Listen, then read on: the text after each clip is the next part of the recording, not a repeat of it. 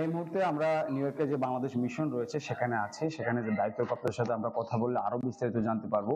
বাংলাদেশের অন্তর্বর্তীকালীন সরকারের প্রধান উপদেষ্টা ডক্টর মোহাম্মদ ইউনূস। আমরা যতটুকু জানি তিনি নিউ ইয়র্কে আসবেন, জাতিসংঘের সাধারণ অধিবেশন যে রয়েছে সেখানে তিনি বক্তব্য রাখবেন। তার যে সফর সূচি রয়েছে সেটিতে তিনি কার কার সাথে দেখা করবেন এবং রাষ্ট্রপ্রধান অনেকের সাথে তিনি সাইডলাইনে বৈঠক করবেন সে বিষয়েও আমরা বিস্তারিত জানতে পারবো।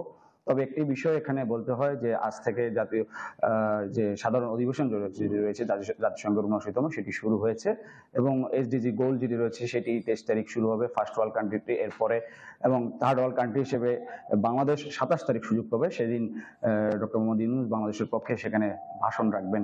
আর আমি একটু ডক্টর মোহাম্মদ ইউনূস এই সফর সম্পর্কে যদি একটু বলতে হয় সেটি হচ্ছে তিনি ২৪ সেপ্টেম্বর তিনি এই নিউ ইয়র্কে তিনি আসবেন এবং ২৪ সেপ্টেম্বর তিনি বিকেল নাগাদ এসে পৌঁছাবেন। এর পরপরই তিনি, আমরা যতটুকু জানতে পেরেছি, তিনি বেশ কয়েকটি অনুষ্ঠানে তিনি অংশগ্রহণ করবেন। এছাড়াও তিনি পাকিস্তানের রাষ্ট্রপ্রধান এবং মালদ্বীপের রাষ্ট্রপ্রধান সহ বিভিন্ন দেশের রাষ্ট্রপ্রধানদের সাথে তিনি সাইডলাইনে বিভিন্ন বৈঠক করবেন। একদিকে আমাদের ভঙ্গুর অর্থনীতি, অন্যদিকে বিশ্ব রাজনীতি এবং বাংলাদেশের প্রেক্ষাপট সব মিলিয়ে এই সফরে ডক্টর মোহাম্মদ ইউনূস যে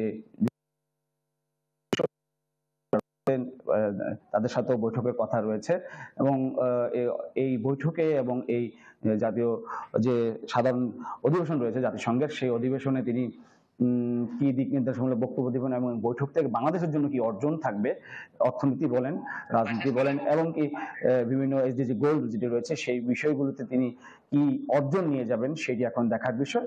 এখন তিনি ২৪ তারিখ তিনি আসবেন, আসার পরে আমরা হয়তো আরো বিস্তারিত জানতে পারবো যে তার এই সফরের মূল উদ্দেশ্য এবং এই সফর থেকে তার কি কি অর্জনের অপেক্ষা রয়েছে এই বিষয়গুলো জানতে পারবো।